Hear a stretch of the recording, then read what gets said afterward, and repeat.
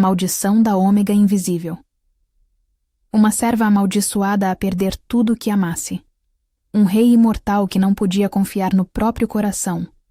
Segredos antigos vieram à tona. E um beijo público selou um destino que mudaria o reino para sempre. Prepare-se. Essa história vai partir seu coração e depois curá-lo. Se você gosta de histórias que tocam a alma, se inscreva no canal e ative o sininho para não perder nenhuma emoção.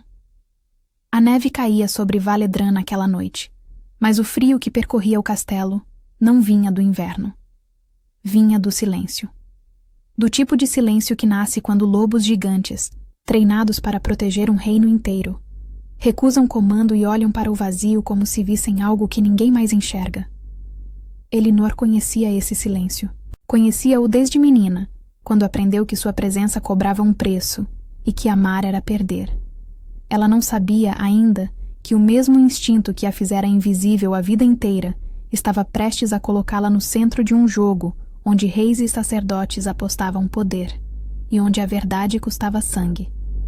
A primeira memória de Elinor que ainda doía era a despedida que nunca aconteceu. Ela tinha 12 anos quando se apegou a outra menina do templo, uma aprendiz de olhos escuros que ria alto e dividia o pão. 5 dias depois, a menina caiu de febre e foi levada às pressas para outra cidade. Ninguém explicou. Ninguém precisou. Elinor entendeu o padrão antes de entender a maldição. Entendeu que sempre que criava um vínculo, o mundo arrancava dele. Não com violência espetacular, mas com a crueldade calma de quem remove peças de um tabuleiro. Um acidente aqui, uma transferência ali, uma doença súbita acolá. Ela parou de perguntar por quê. Parou de esperar que alguém ficasse. O templo de pedra branca, erguido na orla do reino Lycan, era lugar de devoção e controle. A sacerdotisa Maevra governava aquele espaço com a rigidez de quem transformou vergonha em necessidade de poder. Anos antes, ela falhara num rito de proteção diante da corte e perdera prestígio. A humilhação a transformou. Ela aprendeu que, se não podia ser amada, seria temida. Se não podia ser reverenciada por sucesso, seria reverenciada por severidade. E quando viu em Elinor uma empatia incomum, uma sensibilidade capaz de acalmar animais e ler tensões num olhar, Maevra viu também uma oportunidade. Uma ômega fraca, sem família, poderia ser moldada. Ou destruída. Ambas as opções serviam. O feitiço foi lançado como sentença, não como espetáculo. Maevra usou sangue ritual e um registro antigo do templo, aqueles livros empoeirados que listavam linhagens e marcas de nascimento. Ela prendeu o destino de Elinor a uma cláusula esquecida, um juramento de solidão que distorcia a crença popular de que ômegas existiam para unir e suavizar. Inverteu a bênção em maldição. Sempre que Elinor criasse um vínculo profundo, o elo se converteria em adoecimento, separação ou ruína. Não era golpe imediato. Era teia que se apertava com o tempo, para que a jovem aprendesse, pelo medo, a viver sem esperança. E funcionou. Elinor aprendeu a ser pequena. Aprendeu a existir sem ser notada. Mas a crueldade de Maevra tinha raízes mais profundas do que simples vingança. Ela não escolhera Elinor ao acaso. A menina viera de uma linhagem antiga, esquecida pela maior parte do reino, mas registrada nos arquivos do templo. Séculos atrás, as primeiras guardiãs da matilha Lycan eram ômegas de sensibilidade excepcional, capazes de mediar entre instinto animal e razão humana. Elas mantinham o equilíbrio espiritual do reino, garantindo que os lobos gigantes não regredissem à selvageria pura. Com o tempo, essa função foi esquecida, substituída por mestres de matilha alfas que dominavam pela força. Mas o sangue das guardiãs continuou a correr, diluído em algumas linhagens. Elinor era uma dessas descendentes. Maevra sabia disso. E sabia que, ao amarrar o destino de uma guardiã em potencial, estaria ferindo não apenas a menina, mas a própria estrutura invisível que mantinha a harmonia entre lobos e reino. Era sabotagem política disfarçada de devoção religiosa. Se os lobos da guarda começassem a falhar, a corte culparia o rei, não o templo. E Maevra poderia então oferecer soluções, recuperando o poder que perdera. Era um jogo longo, cruel e calculado. Aos 18 anos, Elinor aceitou uma posição de serva nas dependências externas do castelo de Valedran, longe das grandes salas e do coração político do reino. Cuidava dos animais de serviço, dos mantimentos, dos corredores menos nobres. Ninguém havia, ninguém precisava, mas os animais, esses haviam, e respondiam. Elinor tinha um dom que atraía. Ela acalmava feras. Percebia quando um cavalo estava doente antes que mancasse, quando um lobo da guarda pressentia intruso, quando um cão de caça farejava medo. Em Valedran, animais não eram apenas ferramentas, eram símbolos de juramento e proteção. A guarda animal gigantesca, lobos do tamanho de servos treinados para patrulhar muralhas e estradas, era reverenciada como extensão viva do trono. Esses lobos eram criaturas magníficas, com pelagem que variava do cinza prata ao negro profundo, olhos dourados que brilhavam à noite como brasas e uma inteligência que beirava o sobrenatural. Cada lobo era nomeado, cada um tinha história, cada um servia como parte de uma matilha que protegia o reino há gerações. Eles obedeciam aos mestres de matilha, sim, mas acima de tudo obedeciam ao instinto. E o instinto reconhecia quando algo estava errado. E o trono pertencia a Aetor, rei Lican de Valedran, senhor de um reino que o respeitava e temia em medidas iguais. Aetor vivia há séculos. A imortalidade era fardo, não glória. Ele acumulava deveres, memórias e o peso de ver gerações passarem enquanto permanecia. O instinto do lobo dentro dele era feroz e protetor, mas também solitário. Ele aprendera a controlar impulsos para não governar pelo medo, mas havia uma ferida antiga. Em sua juventude interminável, confiara numa promessa do templo e pagara caro. Perdera alguém que tentou salvar em nome de uma profecia mal interpretada. Uma mulher, uma companheira que morrera porque ele seguira os conselhos de sacerdotes que diziam saber o futuro. Desde então, Aetor desconfiava de promessas divinas e de quem alegava falar pelos deuses. Ele governava com justiça, mas também com distância. Mantinha conselheiros próximos, mas não amigos. Protegia o povo, mas não se permitia amor. A solidão era sua armadura, forjada em séculos de perdas. E ele acreditava, com a certeza de quem viveu tempo demais, que essa armadura era necessária, que um rei não podia se dar ao luxo de fraquezas humanas, que proteger significava manter distância. Nos últimos meses, porém, algo no reino vinha se quebrando. Os lobos da guarda, antes firmes e sincronizados, começaram a se irritar sem causa. Recusavam comando em noites específicas. Patrulhas retornavam com arranhões e olhos inquietos, como se tivessem encarado algo invisível. Aldeões relatavam que as florestas pareciam mais vazias, e alguns juravam ouvir uivos que não eram de Valedran. Comerciantes reclamavam que as rotas estavam mais perigosas, com bandidos se atrevendo a atacar onde antes não ousavam. O conselho pressionava. Se a guarda animal falhasse, as rotas comerciais cairiam, e a autoridade do rei seria questionada. Aetor não tolerava fragilidade em seu reino, mas compreendia que força sem estabilidade espiritual virava tirania. Por isso, decidiu investigar a raiz desse enfraquecimento, mesmo que o levasse ao templo que aprendera a temer. Ele viajou pessoalmente às fronteiras, inspecionando patrulhas, conversando com mestres de matilha, observando os lobos. E o que viu o perturbou. Não havia doença física, não havia envenenamento, não havia falha no treinamento. Os lobos simplesmente pareciam desorientados, como se tivessem perdido um ponto de referência invisível que antes os guiava. Sua chegada ao castelo após a inspeção não foi apenas retorno. Foi convocação silenciosa de todos os que serviam.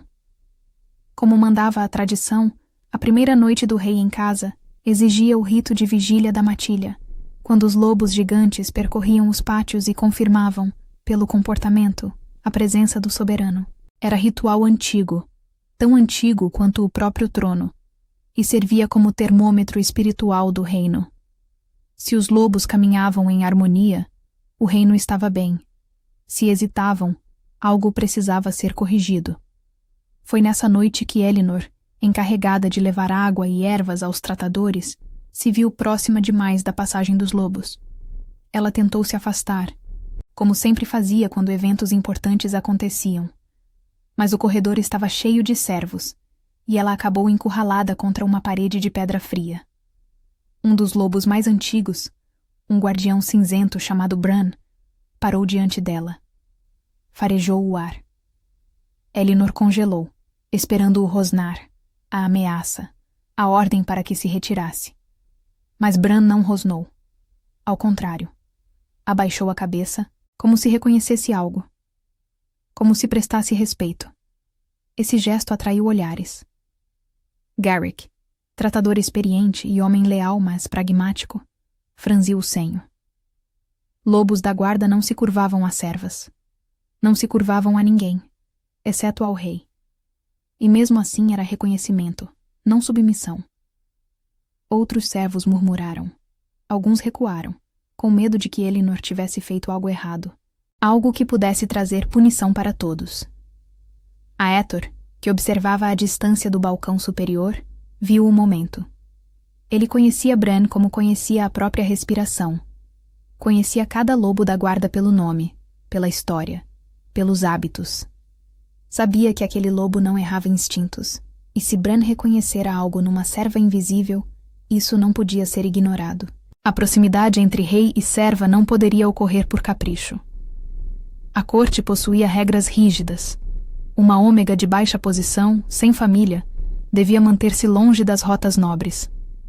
Elinor, habituada a se apagar, tentou recuar assim que os lobos passaram.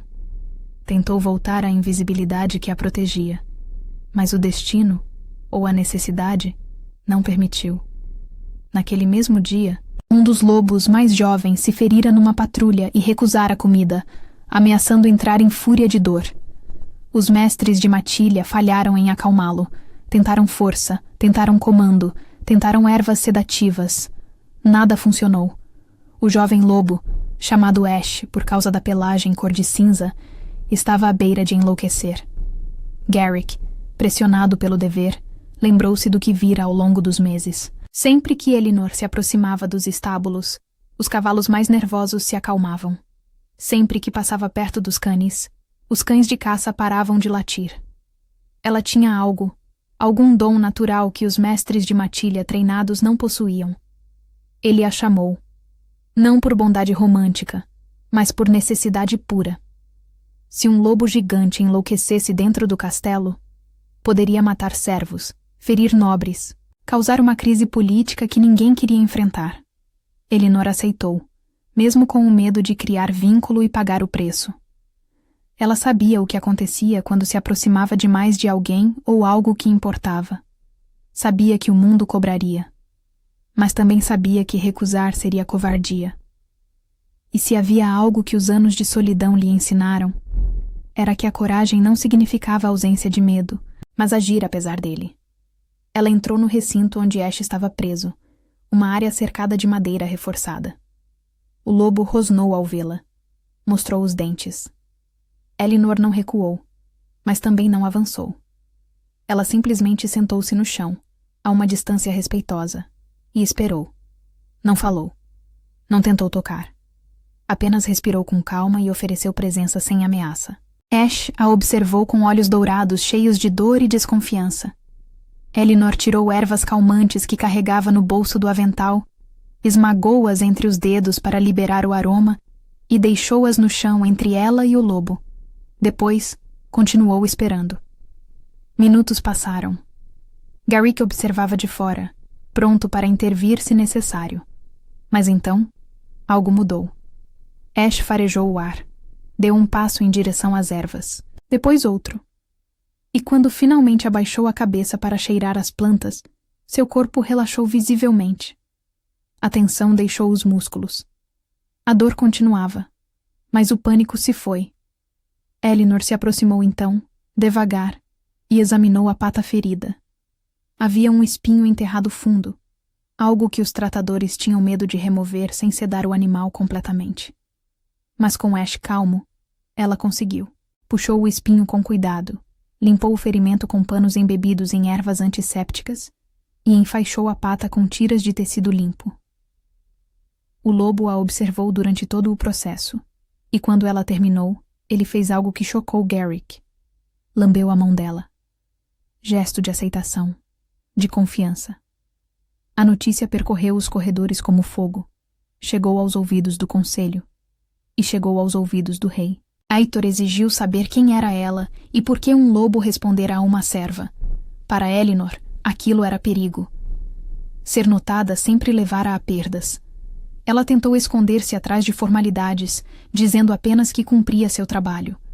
Mas o rei não era homem que aceitasse respostas curtas quando o reino adoecia. E havia algo mais, algo que ele não disse em voz alta.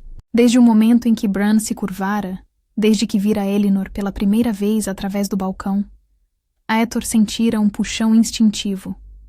Não de posse, mas de reconhecimento de matilha. Como se algo dentro dele, a parte lobo que vivia há séculos, reconhecesse algo essencial nela. Esse instinto o assustou, pois ele aprendera a desconfiar do próprio coração. Aprendera que seguir impulsos levava a tragédias. Mas também aprendera que ignorar sinais importantes levava o reino à ruína. E os lobos estavam dando um sinal claro. Ainda assim, ele pediu que ela fosse transferida temporariamente para as dependências internas, sob supervisão de Lady Sera, mulher mais velha que conhecia os jogos da corte, e ainda guardava compaixão suficiente para reconhecer sofrimento em silêncio. Lady Sera fora, em tempos passados, a governanta que criara o próprio Aitor, quando ele ainda era jovem demais para governar sozinho. Ela era uma das poucas pessoas no castelo que podia falar francamente com o rei sem medo de punição. A transferência foi o primeiro abalo real na rotina de Elinor. Ela passou a circular perto das grandes salas, sempre de olhos baixos, mas ouvindo murmúrios que antes não alcançavam seu mundo. Alguns servos a olhavam com inveja, outros com temor. Sussurravam que ela tinha usado feitiçaria para enganar os lobos, que era intrusa tentando manipular o rei, que era perigosa. Entre nobres, o julgamento era ainda pior. Para eles, uma ômega sem linhagem só podia ser ameaça ou intriga. Mulheres da corte viravam o rosto quando ela passava. Homens faziam piadas cruéis em voz baixa, mais alta o suficiente para que ela ouvisse. O conselheiro Lord Varric, homem ambicioso que via na estabilidade do reino uma oportunidade de ampliar sua influência, observava tudo com interesse calculado. Para Varric, a fraqueza dos lobos era argumento perfeito para limitar o poder do rei e impor mais controle do conselho. Ele vinha, há anos, tentando transformar a monarquia de Valedran em algo mais próximo de uma república oligárquica, onde nobres teriam tanto poder quanto o trono. A presença de Elinor, agora próxima ao soberano, parecia uma peça inesperada no tabuleiro. Se ele a transformasse em escândalo, poderia forçar a Aetor a recuar e demonstrar submissão às regras da corte. Se a pintasse como bruxa ou manipuladora, poderia minar a autoridade do rei perante o povo.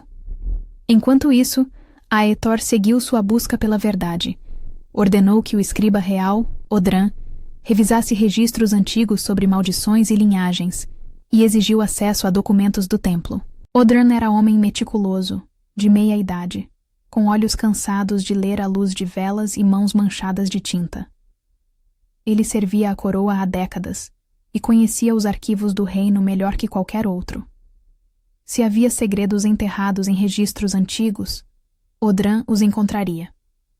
Maevra, ao saber da investigação, ofereceu cooperação com a calma de quem teme ser desmascarada, mas não pode recusar ao rei. Ela enviou ao castelo pergaminhos selecionados, omitindo partes que a incriminavam.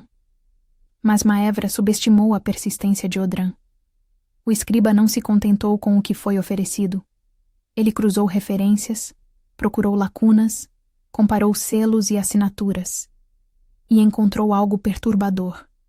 Páginas arrancadas, selos quebrados, nomes raspados com tanta força que o pergaminho ficara fino, quase transparente. Alguém havia adulterado os registros. E recentemente. Aetor reconheceu o padrão de manipulação. Ele já vira isso antes, séculos atrás, quando os sacerdotes tentaram controlar a sucessão ao trono através de profecias fabricadas. Decidiu ir além. Mandou buscar um velho eremita, um ancião chamado Hagan, que vivera no templo antes de ser expulso por discordar de Maevra. Hagan morava numa cabana nas montanhas, longe de política e intrigas, cultivando ervas e vivendo da memória de tempos melhores. Ele tinha motivação clara para ajudar. Queria que a verdade voltasse a ter lugar. Não por heroísmo, mas para reparar a própria covardia de ter partido e deixado outros sofrerem sob o governo de Maevra. Quando chegou ao castelo, Hagan era um homem curvado pelo tempo, com barbas longas e olhos que ainda brilhavam com inteligência. Ele olhou para Elinor quando a viu nos corredores e seu rosto empalideceu. Reconheceu algo. A marca no pulso dela, um pequeno símbolo que o templo gravava em crianças registradas. Era marca de linhagem, não de posse. E Hagan sabia o que aquela linhagem específica significava. Elinor, por sua vez, tentava sobreviver ao olhar do rei sem criar vínculo. Isso parecia impossível, porque Aetor não a tratava como objeto nem como distração. Ele observava seus gestos com animais, sua forma de se desculpar por ocupar espaço, a maneira como se mantinha sempre pronta para ser dispensada. Aquilo o feriu de um modo antigo. Ele conhecia o peso de ser necessário e, ao mesmo tempo, indesejado. Conhecia a solidão de ser reverenciado, mas nunca visto como pessoa. Um gesto de cuidado começou pequeno e concreto. Quando Bran teve uma crise de dor na pata antiga, uma velha ferida de batalha que inflamava no frio, Elinor foi autorizada a ajudar no tratamento. Mas Lady Sera insistiu que ela nunca ficasse sozinha com o rei. Por proteção, sim, mas também para manter aparências. A corte já murmurava demais. Aetor aceitou porque compreendia o custo social. Ele sabia que proteger Elinor significava também protegê-la da própria corte. O vínculo que se formava não era de romance imediato, mas de reconhecimento. Aetor via que Elinor evitava olhar nos olhos por medo de ser lembrada. E mesmo assim, ela escolhia ajudar porque entendia que os animais eram a segurança do povo. Elinor via que o rei, apesar do poder, carregava solidão real. Ele evitava a proximidade para não repetir perdas. Eles se aproximavam não por destino fácil, mas porque a crise do reino os obrigava a dividir uma mesma luta. A primeira conversa verdadeira entre eles aconteceu numa noite em que o vento uivava mais alto que os lobos. Elinor terminara de cuidar de Bran e encontrou Aetor parado no pátio externo, olhando para as muralhas como se visse fantasmas. A lua estava cheia, banhando tudo em luz prateada fria. Ela tentou passar despercebida, mas ele falou sem virar-se. "Você tem medo de mim?" A pergunta a pegou desprevenida. Elinor parou, mas não respondeu de imediato. Ela aprendera que mentir para reis era perigoso, mas dizer a verdade também. O silêncio se esticou entre eles, preenchido apenas pelo som do vento. "Tenho medo do que acontece quando alguém se aproxima de mim, Majestade." Aetor virou-se então, e pela primeira vez ela viu algo além de poder naqueles olhos. Viu cansaço, viu reconhecimento, viu a mesma solidão que ela carregava, apenas vestida com roupas diferentes. "Eu também." 2 palavras. Mas foram suficientes para que Elinor entendesse que não estava sozinha no peso de carregar medo. O rei não elaborou, e ela não perguntou. Mas algo mudou naquela noite. Uma ponte foi construída, frágil, silenciosa, mas real. "Os lobos sentem o que não dizemos," ele continuou, ainda olhando para ela. "Sentem medo, sentem mentira, sentem quando algo está quebrado. Bran se curvou a você porque reconheceu algo verdadeiro. Eu não pedi isso. Eu sei." Elinor apertou as mãos, lutando contra o impulso de fugir. "Tudo que toco se desfaz. Tudo que me aproximo eu perco. Não é superstição, Majestade. É padrão. E eu não sei porquê." Etor deu um passo em direção a ela, mas manteve distância respeitosa. Então vamos descobrir juntos. Foi promessa simples, mas carregada de peso. E Elinor, pela primeira vez em anos, permitiu-se acreditar que talvez, apenas talvez, não fosse sua culpa. A corte, porém, precisava de um inimigo visível para explicar o medo. Quando uma patrulha voltou ferida após uivos estranhos nas florestas do norte, Varric sugeriu diante do conselho que energias impuras estavam infiltradas no castelo. E insinuou, sem nomear diretamente, que a nova serva transferida era sinal do problema. Nobres repetiram superstições. Ômegas amaldiçoadas atraíam ruína, diziam. E o rei estava se deixando distrair por beleza comum quando deveria estar protegendo o reino. Aitor, pressionado, sentiu o velho trauma despertar. A última vez que desafiara o templo e o conselho, perdera alguém. A mulher que amara morrera porque ele confiara em profecias e ignorara o próprio instinto. O impulso de afastar Elinor nasceu não de desprezo, mas de medo. Medo de vê-la destruída por um sistema que ele não poderia controlar sem guerra civil. Medo de repetir a mesma tragédia que o assombrava há séculos. A ameaça tornou-se concreta quando um mensageiro do templo chegou com uma convocação formal. Maevra exigia que Elinor fosse devolvida para purificação, alegando que o castelo violava ritos sagrados ao manter uma ômega não consagrada próxima ao trono. Aitor sabia que era armadilha política, mas o conselho viu nisso uma saída honrosa. Entregar a serva evitaria conflitos com a fé popular, evitaria confronto com o templo, evitaria mais instabilidade num reino já fragilizado. Elinor ouviu fragmentos dessa discussão por corredores e, como sempre, concluiu que era seu dever desaparecer para poupar o reino. Ela quase aceitou partir voluntariamente, quase empacotou as poucas coisas que possuía e se preparou para retornar ao templo, para uma vida que seria ainda pior que a anterior, porque agora Maevra teria motivo para puni-la publicamente. O que a impediu não foi milagre, mas uma cadeia lógica que Rhaegar iniciou. O velho eremita, ao ser recebido formalmente no castelo, viu Elinor pela segunda vez. E dessa vez, pediu para falar com ela em particular, com Odran e Lady Sera presentes como testemunhas. Ele reconheceu a marca no pulso dela. Um sinal de registro de linhagem que o templo usava séculos atrás, antes de Maevra assumir controle. Você é descendente das guardiãs, Hagan disse, voz rouca de emoção. Pensei que todas tivessem desaparecido. Elinor franziu a testa, confusa. Guardiãs? Hagan contou então a história que o templo enterrara. Séculos atrás, as primeiras guardiãs da matilha eram ômegas de sensibilidade excepcional. Elas mediavam entre instinto animal e razão humana, mantendo o equilíbrio espiritual do reino. Com o tempo, essa função foi esquecida, substituída por mestres de matilha que dominavam pela força. Mas o sangue das guardiãs continuou a correr, diluído, em algumas linhagens, e Maevra, ao descobrir que Elinor carregava esse sangue, a viu como ameaça ao próprio poder.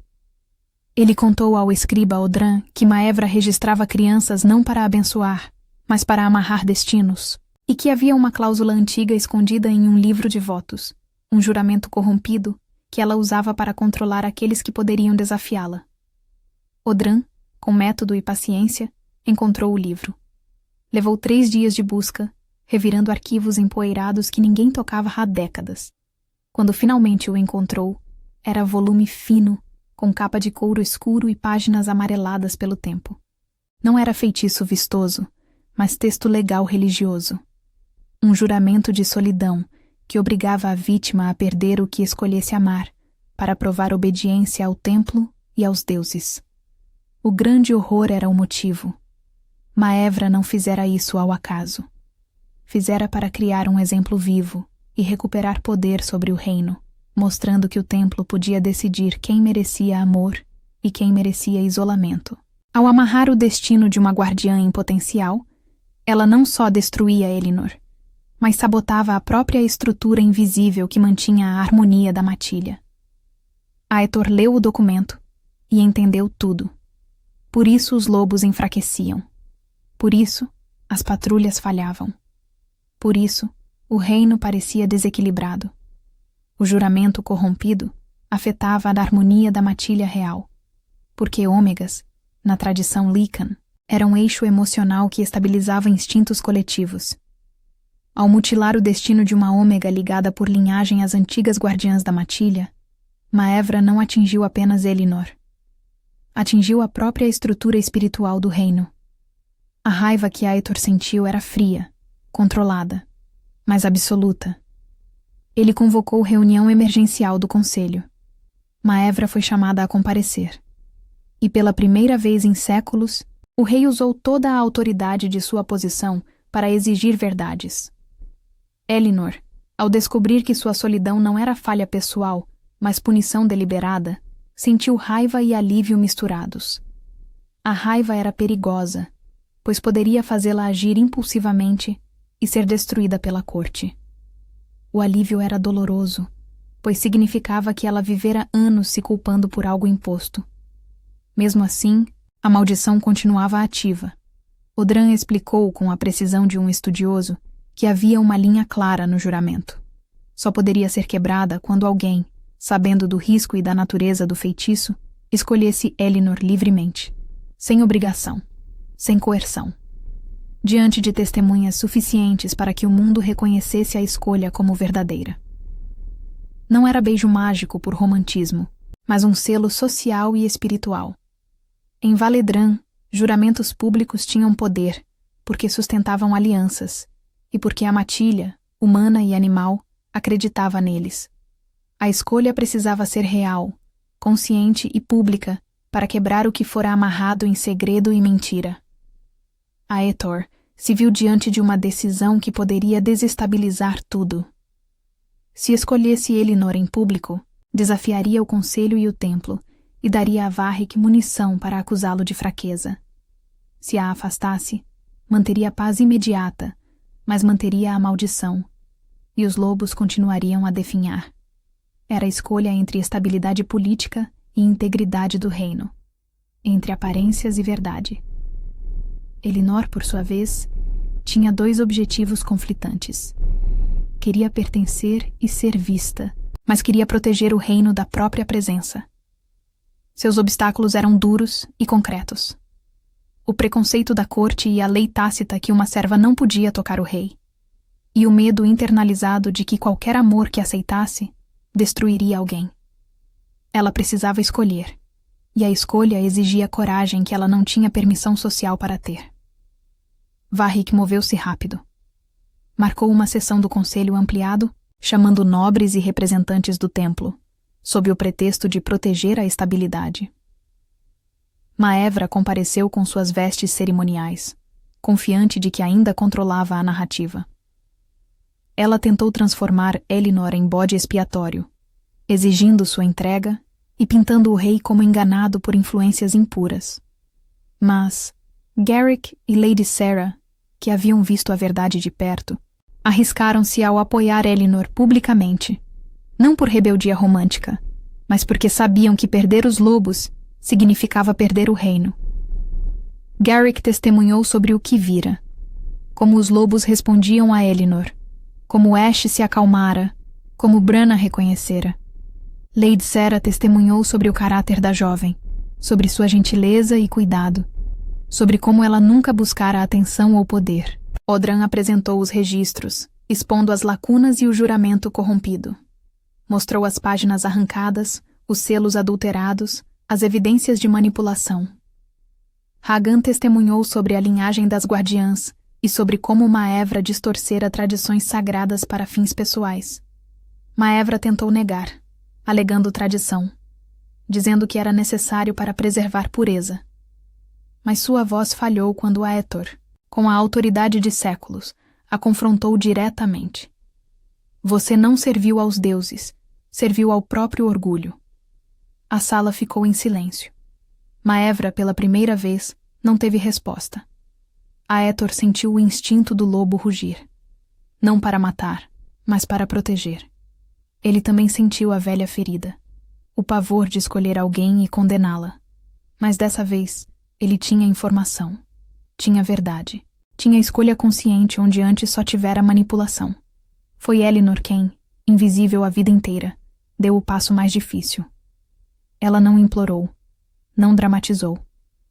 Apenas se levantou do banco onde servos deviam ficar, caminhou até o centro da sala e se manteve ereta diante de todos, aceitando ser vista e julgada. Ela olhou para Aetor e disse, com voz que tremia, mas não quebrava: Eu não pedi nada disso. Não pedi para ser marcada.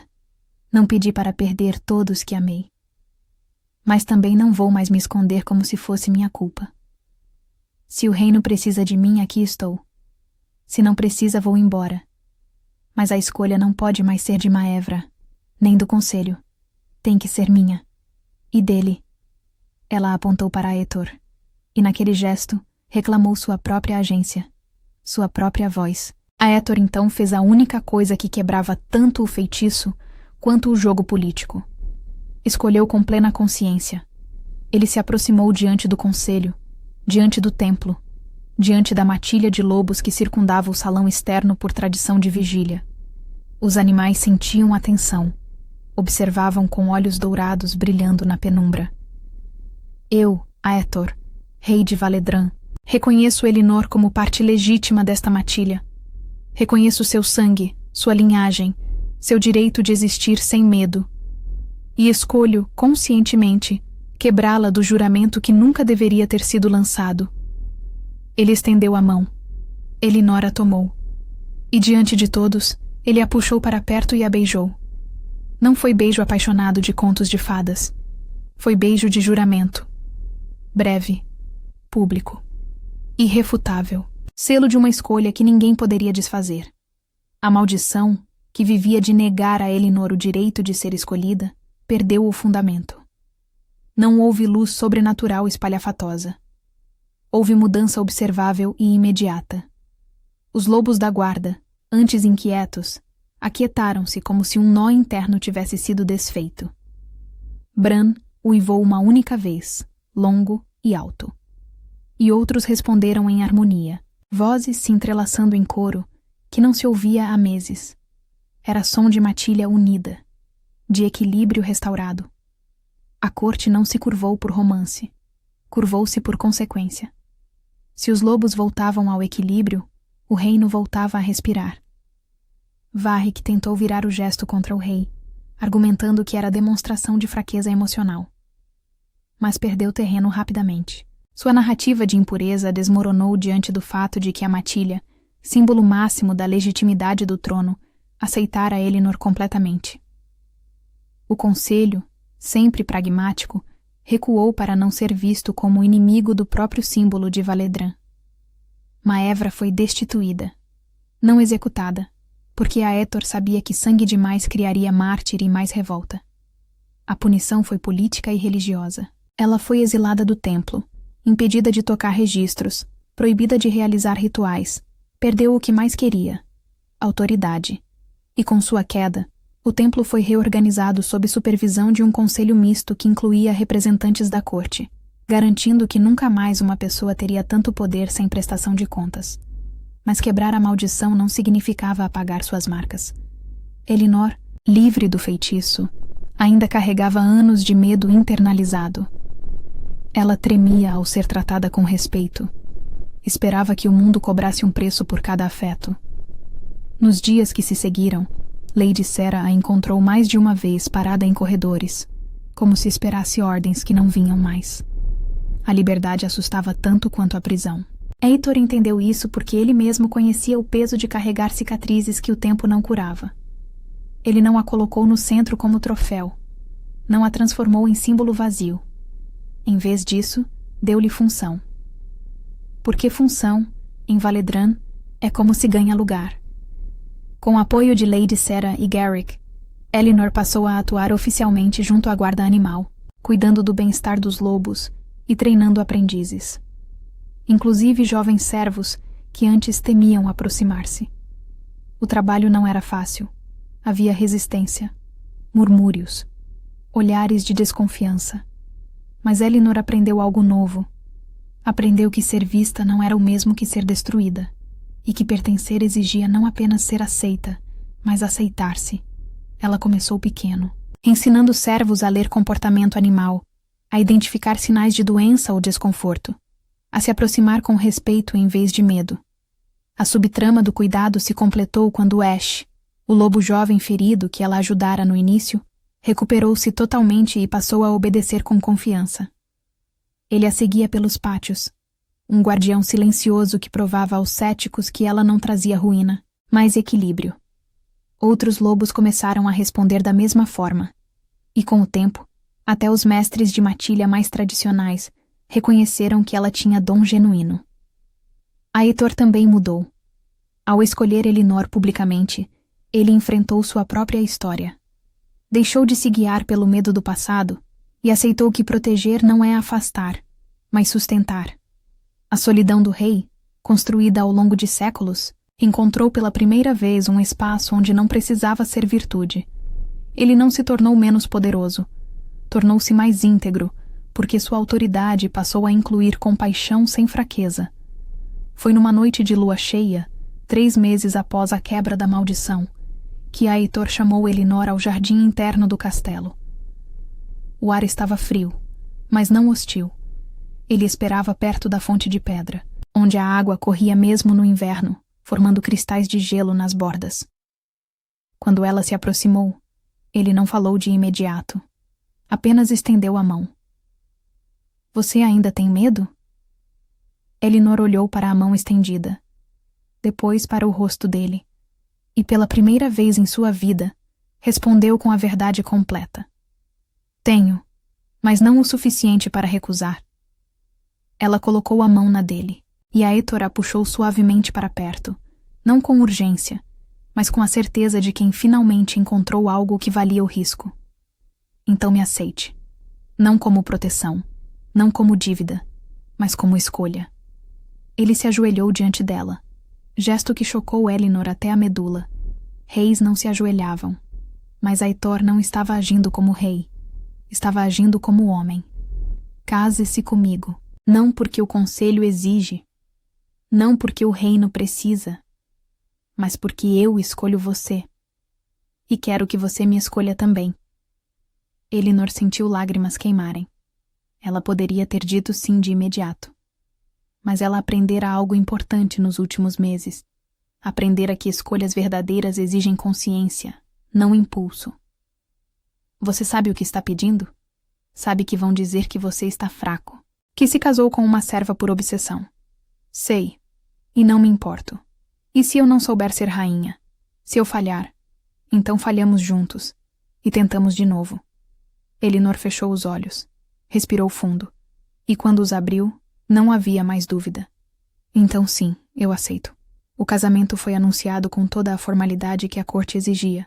Nobres protestaram em silêncio, alguns abertamente. Varric tentou mobilizar facções contra a união, alegando que o rei estava violando tradições milenares.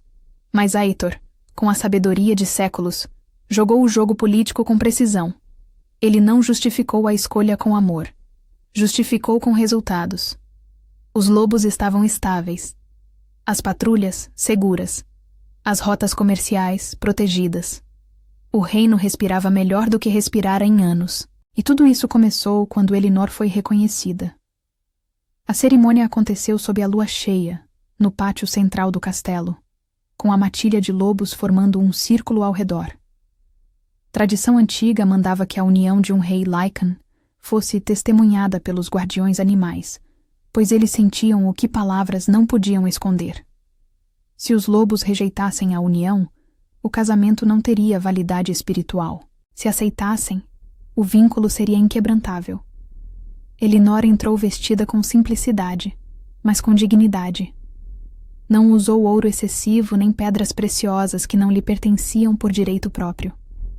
Usou prata simples e tecido branco bordado com símbolos da antiga guarda, aqueles que Rhaegar ajudara a recuperar. Lady Sera caminhou ao seu lado, não como quem entrega propriedade, mas como quem apoia a escolha. Aitor a esperava no centro, com Garrick e Odran como testemunhas. O sacerdote que conduziu a cerimônia não foi do templo de Maevra, mas um ancião de outra ordem, alguém que Hagan recomendara. Ele falou das antigas tradições, de como uniões verdadeiras não eram contratos, mas reconhecimentos, de como a matilha, humana e animal, precisava de eixos emocionais para não se fragmentar. Quando o momento do juramento chegou, Aetor não leu de um pergaminho.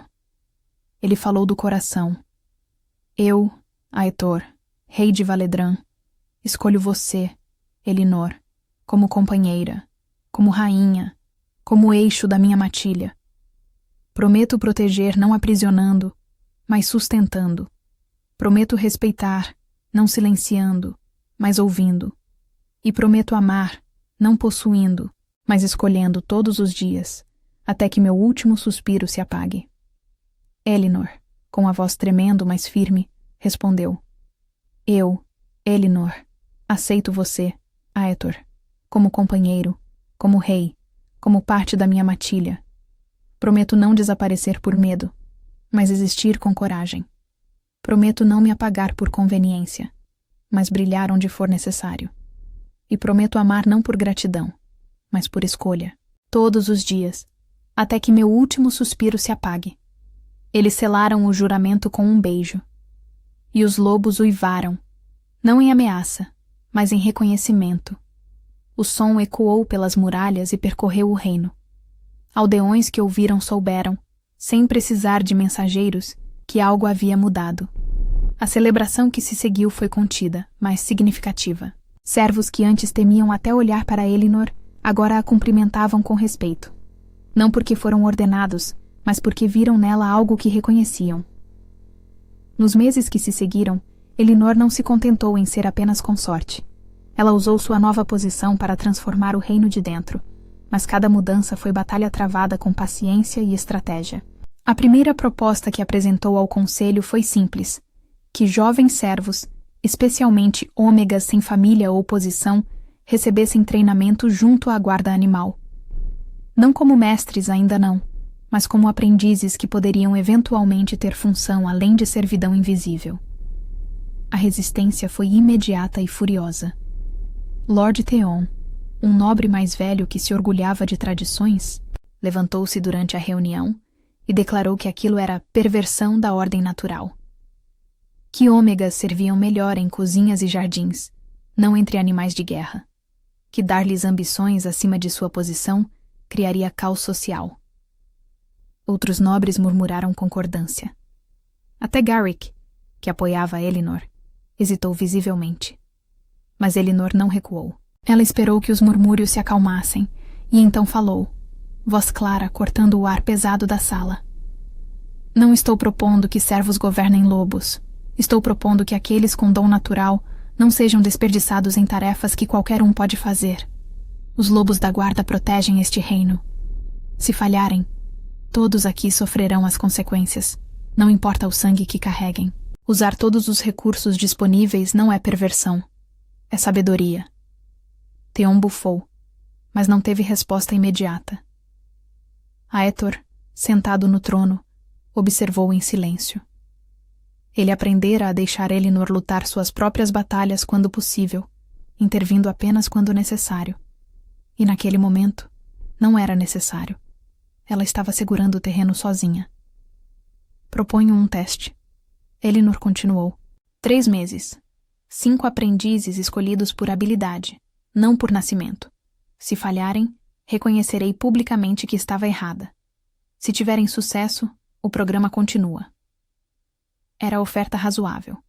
E o conselho, percebendo que o rei apoiava a rainha silenciosamente, aceitou com relutância. Os primeiros 5 aprendizes foram escolhidos cuidadosamente. Elinor trabalhou com Garrick para identificar servos que demonstravam afinidade natural com animais. Uma jovem chamada Miren, que trabalhava nas cozinhas, mas passava cada momento livre com os cães de caça.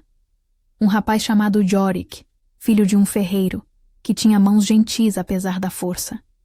Uma menina ômega chamada Sera, tímida mas observadora, que conseguia prever quando tempestades viriam observando o comportamento dos pássaros. O treinamento não foi fácil. Os mestres de matilha tradicionais, especialmente um homem chamado Darvek, Fizeram questão de tornar cada dia difícil para os aprendizes. Davam-lhes as tarefas mais sujas. Corrigiam-nos com dureza, esperando que desistissem. Mas os 5 persistiram, e Elinor estava lá, todos os dias, trabalhando ao lado deles, mostrando técnicas que aprendera por intuição, ensinando-os a ler linguagem corporal dos lobos, a reconhecer sinais de estresse ou doença, a se aproximar com respeito em vez de dominação. No final do 2º mês, algo notável aconteceu. Um dos lobos da guarda, uma fêmea chamada Nyx, estava prestes a dar à luz sua primeira ninhada. O parto começou de madrugada e complicou-se rapidamente. Darvek tentou ajudar, mas Nyx, em dor e pânico, rosnou mesmo para ele. O mestre de matilha recuou, temendo que a loba ferisse a si mesma e aos filhotes em fúria. Sera, a jovem aprendiz, estava de vigília naquela noite. Ela observou a situação e, em vez de chamar Darvek novamente, chamou Elinor. Juntas, elas se aproximaram de Nyx com cuidado. Elinor não tentou dominar. Ela simplesmente se sentou perto o suficiente para que a loba soubesse que não estava sozinha, mas longe o suficiente para não ser ameaça. Sera seguiu o exemplo. E lentamente, muito lentamente, Nyx relaxou. O parto prosseguiu. 4 filhotes nasceram saudáveis. Quando Darvek chegou pela manhã e encontrou Nyx descansando com os filhotes, com Sera sentada em vigília respeitosa, algo em sua expressão mudou. Ele não pediu desculpas. Homens como ele raramente pediam. Mas assentiu para Sera com respeito grudado. E isso, vindo dele, era vitória. No final dos 3 meses, quando Elinor apresentou os resultados ao conselho, os números falavam por si. Os 5 aprendizes haviam reduzido incidentes de agressividade entre os lobos em 40%. Haviam identificado 3 casos de doença antes que se espalhassem. Haviam ajudado em 2 partos complicados. Theon não teve como argumentar contra fatos concretos. O programa foi expandido, e com o tempo, jovens de todas as aldeias começaram a se candidatar, sonhando com a possibilidade de servir ao reino de maneira que importava. Mas a transformação que Elinor mais valorizava era mais pessoal e mais profunda. Ela trabalhou com Lady Sera e Odran para revisar completamente os registros do templo, garantindo que nenhuma outra criança fosse submetida ao que ela sofrera. Criaram um novo sistema, onde registros de linhagem eram mantidos em 3 cópias, uma no templo, uma na corte, uma com as próprias famílias, onde qualquer alteração exigia a aprovação de todas as 3 partes, onde sacerdotes não tinham mais poder absoluto sobre destinos. Também estabeleceram um santuário para ômegas sem família, um lugar onde podiam aprender ofícios, receber educação, ter escolhas. Não era caridade, era reconhecimento de que talento desperdiçado por preconceito era perda para o reino inteiro. O santuário foi instalado em um antigo mosteiro abandonado, com jardins amplos e salas de estudo. Elinor visitava pessoalmente, ensinava, ouvia histórias. Via-se em cada jovem que chegava com olhos baixos e aprendia, lentamente, a erguer a cabeça. Foram essas mudanças, pequenas, mas cumulativas, que transformaram Valedran, não da noite para o dia, mas ao longo de anos. E Elinor não fez isso sozinha. Aitor apoiou cada proposta com o peso de sua autoridade. Lady Sera mobilizou mulheres nobres para apoiar o santuário. Garrick treinou a nova geração de aprendizes. Odran manteve os registros organizados e acessíveis. Foi esforço coletivo. Foi escolha de acreditar que o reino podia ser melhor. E então, 2 anos após o casamento, Elinor deu à luz uma filha. A gravidez fora difícil. Ela sofrera enjoos constantes nos primeiros meses, depois dores nas costas que tornavam até caminhar desconfortável. Mas ela nunca reclamou publicamente. Sabia que nobres observavam, esperando sinais de fraqueza, procurando desculpas para questionar se uma ex-serva merecia ser mãe de herdeiros. A criança nasceu numa noite de tempestade, quando o vento uivava tão alto que parecia cantar. O parto foi longo e doloroso. Lady Sera estava presente, junto com a parteira mais experiente do reino. Aetor esperava do lado de fora da câmara. pois tradição mandava que reis não presenciassem nascimentos. Mas ele caminhou pelos corredores a noite inteira, incapaz de descansar, o instinto do lobo rugindo dentro dele em agonia de não poder proteger. Quando finalmente o choro de um bebê ecoou, ele quase arrombou a porta. Lady Sarah abriu com um sorriso cansado, mas radiante. Uma menina, forte e saudável. Aetor entrou e viu Elinor, pálida de exaustão, segurando um pequeno embrulho de panos. Ela estava chorando, mas não de dor, de alívio. Alívio de saber que aquela criança nasceria livre da maldição que a marcara. Livre para amar sem medo. Livre para existir sem se apagar. Quando colocou a filha nos braços de Aetor, ela sussurrou. Ela vai ter escolhas que eu nunca tive. Aetor olhou para a criança minúscula, com olhos fechados e punhos cerrados, e sentiu esperança. Não esperança vaga ou romântica, mas esperança concreta de que o futuro poderia ser diferente do passado. Eles chamaram a menina de Lyra, em homenagem a uma antiga guardiã da matilha, cujo nome significava harmonia.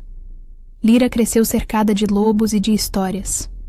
Desde bebê, ela era levada aos pátios onde a guarda animal treinava. Os lobos a farejavam com curiosidade. Depois, a aceitavam como parte da matilha. Bran, já velho, mas ainda forte, nomeou-se guardião não oficial da criança. Seguia-a por toda parte, um protetor silencioso que fazia nobres pensarem 2 vezes antes de mostrar desrespeito. A menina tinha a gentileza da mãe e a determinação do pai. Tinha também algo próprio, uma curiosidade insaciável. Ela fazia perguntas sem parar. Por que os lobos uivavam a lua? Como eles sabiam quando o perigo se aproximava? Por que alguns servos comiam em salas diferentes dos nobres? Por que algumas pessoas tinham mais comida que outras? Elinor respondia com honestidade. Nunca mentiu para a filha sobre como o mundo funcionava. Mas também ensinou que só porque algo era tradição, não significava que era justo. Que mudar o mundo exigia coragem de fazer perguntas difíceis e paciência de trabalhar por respostas. Aetor ensinou Lyra sobre governança, sobre como leis eram feitas, como disputas eram resolvidas, como um reino era mais que um rei, sobre responsabilidade de poder e peso de decisões. Mas ele também ensinou com o exemplo que força verdadeira não vinha de inspirar medo, mas de inspirar confiança. Quando Lyra tinha 10 anos, ela testemunhou uma disputa no conselho. Um nobre menor, Lord Petran, acusava um de seus servos de roubo. O servo, um homem chamado Edric, negava e alegava que estava sendo culpado injustamente porque recusara trabalhar em condições inseguras. Petran exigia punição pública. Chicoteamento. Lyra, sentada ao lado do trono onde a deixavam observar reuniões importantes, franziu a testa. Quando Aetor perguntou sua opinião depois, em privado, ela disse: Petran estava mentindo. Vi nos olhos dele. E mesmo que Edric tivesse roubado, chicotear alguém publicamente é crueldade, não justiça. Aetor sorriu. E o que você faria? Investigaria. Perguntaria a outros servos. Descobriria a verdade. E se Petran mentiu, ele deveria pagar o preço da mentira. Foi exatamente o que Aetor fez. Odran investigou, descobriu que Edric dizia a verdade, e Petran foi multado pesadamente por acusação falsa. A multa foi usada para melhorar as condições de trabalho de seus servos. Lyra aprendeu que justiça não era sobre poder, mas sobre verdade. Aos 16 anos, Lyra era jovem mulher impressionante. Alta como o pai, com cabelos escuros da mãe e olhos que mudavam de cor dependendo da luz. Ela treinava com os lobos, estudava com Odran, debatia com o conselho. E quando apresentou sua primeira proposta formal, abrir escolas de treinamento animal em todas as aldeias do reino, não apenas no castelo, ninguém ousou recusar. Porque ela era filha de quem era, sim, mas também porque seu argumento era sólido, seus números eram concretos e sua paixão era genuína. Elinor, com cabelos começando a grisalhar aos 43 anos, olhava para a filha com mistura de orgulho e espanto. Ela nunca imaginou que viveria o suficiente para ver algo assim. Nunca imaginou que teria não apenas uma vida, mas um legado concreto que continuaria depois dela. E quando Aetor, numa noite tranquila de outono, a encontrou no jardim onde ele pedira sua mão anos antes, ela estava sorrindo para a fonte, perdida em memórias. "Você ainda tem medo?" Ele perguntou, repetindo a pergunta que se tornara ritual entre eles. Elinor olhou para as estrelas brilhando acima, cristalinas no céu frio. Depois para ele, cabelos prateados, mas postura ainda forte. Olhos que carregavam séculos, mas que a olhavam como se ela fosse a única coisa que importava. Não mais. E era verdade. O medo que a governara por tantos anos finalmente se fora. Não porque a vida ficara fácil. Houvera perdas, fracassos, noites de dúvida. Mas porque ela aprendera que valia a pena lutar. Que valia a pena existir. Que valia a pena amar. Mesmo sabendo que amor sempre carrega risco de perda. Aetor a puxou para perto. E eles ficaram assim por longo tempo. 2 corpos aquecendo um ao outro contra o frio da noite. 2 almas que encontraram descanso depois de séculos de solidão e anos de luta. "Você me salvou", ele sussurrou contra seus cabelos. "Não", Elinor corrigiu suavemente. "Nós nos salvamos, juntos." Valedran mudou nas décadas seguintes. Não da noite para o dia, mas ao longo de gerações. A história de Elinor, a serva que se tornou rainha, virou lenda contada em aldeias e ensinada a crianças. Mas não como conto de fadas simplificado onde o príncipe salvou a donzela. Como história de coragem, de escolha, de sistemas injustos desafiados por pessoas que recusaram aceitar crueldade como tradição. Bardos cantavam sobre o beijo que quebrou a maldição, sim. Mas também cantavam sobre as escolas de treinamento que Lyra estabeleceu. Sobre o santuário para ômegas sem família. Sobre os novos sistemas de registro que impediam que sacerdotes tivessem poder absoluto. Sobre lobos que uivavam em harmonia, quando antes uivavam em confusão. A própria Lyra se casou aos 22, não com um príncipe de reino distante como diplomacia mandava, mas com um dos aprendizes da guarda animal, um jovem chamado Theron, que tinha dom excepcional com lobos e coração ainda mais excepcional. O conselho protestou inicialmente, mas Aetor, lembrando-se de seu próprio casamento controverso, apenas riu. Se minha filha aprendeu algo com os pais, foi a escolher por amor, e não por política. E se isso não for tradição boa o suficiente para vocês, façam dela uma nova tradição. O casamento de Lyra e Theron foi celebrado com a mesma vigília de lobos, os mesmos juramentos antigos. E quando os lobos uivaram em aprovação, Elinor, sentada ao lado de Aetor, sentiu o círculo se completar. Ela dera à filha o que nunca teve, liberdade de escolher. Os netos vieram, 3 deles. 2 meninos e uma menina, todos criados entre lobos e livros, entre tradição e inovação. Elinor adorava contar histórias para eles, não apenas as épicas de reis e guerras, mas as pequenas histórias de servos corajosos, de animais leais, de escolhas difíceis que mudaram destinos. Um dos netos, um menino chamado Arik, perguntou certa vez: "Vó, é verdade que você foi amaldiçoada?" Elinor poderia ter mentido, poderia ter suavizado, mas ela escolheu honestidade. "Sim. Alguém cruel decidiu que eu não merecia amor e me amarrou a um feitiço que fazia eu perder todos que me importavam. E como você quebrou? Seu avô escolheu me amar mesmo sabendo do risco. E eu escolhi acreditar que merecia ser amada. Não foi magia instantânea, Arik. Foi coragem diária." O menino pensou sobre isso, franzindo a testa da mesma forma que Lyra fazia quando criança. "Então a verdadeira magia foi escolher?" Elinor sorriu. "A verdadeira magia sempre é escolher." Os lobos da guarda, agora liderados por descendentes de Bran e de Ash, continuaram a proteger o reino com a mesma ferocidade, mas com um novo propósito. Não eram apenas armas treinadas, eram parceiros, respeitados e cuidados. E o reino prosperava porque aprendera que verdadeira força não estava em controlar pelo medo, mas em sustentar pela confiança. Lady Cira faleceu quando Elinor tinha 51 anos. A velha governanta foi enterrada com honras.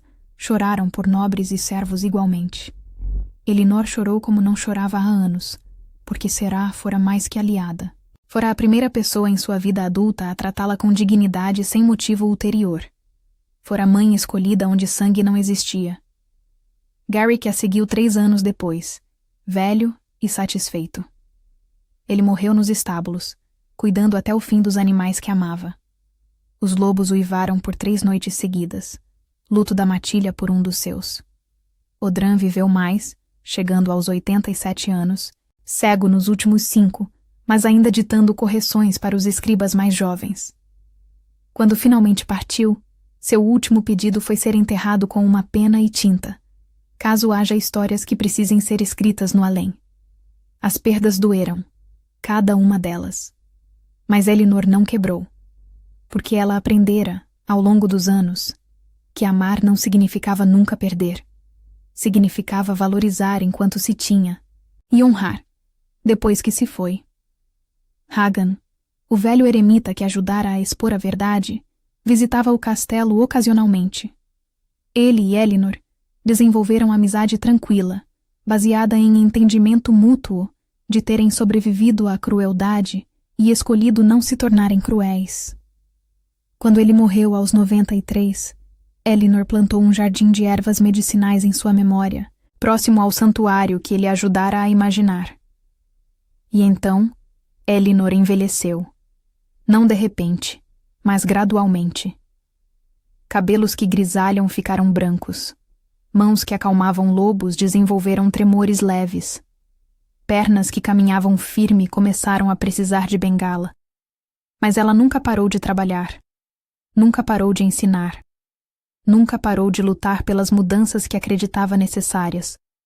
Aos 68 anos, ela ainda visitava o santuário semanalmente. Aos 72, ainda treinava novos aprendizes, mesmo que agora fosse mais observadora que participante ativa. Aos 76, quando sentia cansaço nos ossos e sabia que o fim se aproximava, ela reuniu Lyra e os netos. Não quero choro exagerado quando eu for. Disse com firmeza que sempre a caracterizou. Quero que continuem o trabalho. Quero que lembrem que mudança não acontece sozinha. Que exige pessoas corajosas fazendo escolhas difíceis, dia após dia. Lyra, com lágrimas nos olhos, mas sorriso nos lábios, prometeu. Elinor morreu numa manhã de primavera, quando flores começavam a brotar e lobos filhotes nasciam em novas ninhadas. Ela estava em sua cama, cercada por Aetor que segurava sua mão, por Lyra que cantava baixo uma canção antiga, por netos que choravam mas também sorriam pelas histórias que ela contara até o fim. Quando respirou pela última vez, foi com paz no rosto, porque ela vivera, não nas sombras, mas na luz, não invisível, mas vista, não amaldiçoada, mas amada, e o reino, que um dia a rejeitara, chorou sua partida. Não apenas a corte, mas aldeias inteiras, servos que ela ajudara a treinar, jovens ômegas que encontraram propósito porque ela lutara por eles, mestres de matilha que aprenderam que gentileza não era fraqueza. Todos lamentaram. Os lobos uivaram, não em dor, mas em reconhecimento, em despedida, em honra. Aetor, imortal e cansado, viveu ainda muitos anos após a partida dela. 73 anos, para ser exato. Ele viu bisnetos nascerem, viu as escolas de treinamento animal se espalharem por todo o reino, e além, outros reinos pedindo conselheiros de Valedran para ensinar suas próprias guardas. Viu o santuário crescer até se tornar academia respeitada, onde ômegas estudavam não apenas sobre animais, mas sobre governança, medicina, artes. Mas ele nunca se casou novamente. Não porque não pudesse. Houve ofertas, muitas delas, mas porque não precisava. Elinor lhe dera algo que nenhuma outra vida poderia dar. Lhe dera a certeza de que ele era capaz de amar sem destruir, de proteger sem aprisionar, de governar com compaixão sem perder força. Ele visitava o túmulo dela semanalmente. Não com dor paralisante, mas com gratidão tranquila. Conversava com ela como se ainda estivesse presente, contando sobre desenvolvimentos no reino, sobre travessuras dos bisnetos, sobre decisões difíceis que enfrentava. E quando, finalmente, ele sentiu que era hora, não porque seu corpo falhava, ele era imortal afinal, mas porque sua alma estava cansada de continuar sem ela, ele reuniu o conselho. Lyra assumirá como rainha. Ela está pronta. Sempre esteve. O conselho protestou. Onde ele iria? O que fariam sem ele? Vocês farão o que sempre fizeram quando eu não estava. Continuarão. O reino não é um homem, é um povo, e esse povo aprendeu a se sustentar. Na sua última noite em Valedran, Aetor foi ao jardim onde pedira Elinor em casamento. Onde se casaram. Onde criaram a filha e viram netos brincarem. Ele ficou parado perto da fonte, ouvindo a água correr, sentindo o vento frio da noite. E então, pela primeira vez em séculos, permitiu-se soltar o controle. Permitiu que a imortalidade que o prendia ao mundo se afrouxasse. Não era suicídio. Era escolha. Era decidir que vivera o suficiente, amara profundamente, e agora podia descansar. Quando encontraram seu corpo na manhã seguinte, estava deitado perto da fonte, expressão serena no rosto. Nas mãos, segurava uma flor que Elinor costumava plantar. E nos lábios, quem olhasse com cuidado, veria sombra de sorriso. O reino lamentou. Não apenas por dias, mas por meses. Mas não com desespero. Com reconhecimento de que era fim de uma era, mas início de outra. Lyra governou com sabedoria que herdara dos pais, com força própria, com inovações que continuaram transformando Valedran. Theron ficou ao seu lado, não como rei consorte passivo, mas como parceiro ativo. Juntos, expandiram o legado. E quando, décadas depois, Lyra era velha e via próprios netos assumindo responsabilidades, ela contou a história dos pais mais uma vez. Mas não como lenda distante. Como lição viva. Minha mãe era serva, meu pai era rei. E eles provaram que amor verdadeiro não conhece hierarquias. Provaram que sistemas injustos podem ser mudados. Provaram que coragem é escolha diária, não momento único de heroísmo. E provaram que família não é apenas sangue. É escolha de ficar, de lutar, de construir juntos. Os lobos de Valedran, gerações removidos de Bran e Ash, mas ainda carregando o mesmo sangue, ainda uivavam para a lua. E aldeões, ouvindo, diziam que os uivos carregavam memória. Memória de uma ômega invisível que escolheu ser vista. De um rei solitário que escolheu amar. De uma maldição quebrada não por magia, mas por coragem. E em algum lugar, além das estrelas, além do tempo, Elinor e Aetor caminhavam juntos. Não em paraíso perfeito sem desafios, porque isso nunca foi o que buscaram.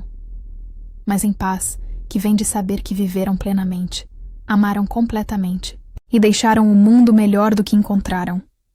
E ali, onde quer que fosse, Elinor finalmente não tinha medo, porque ela nunca mais esteve sozinha e nunca mais precisou temer ser amada.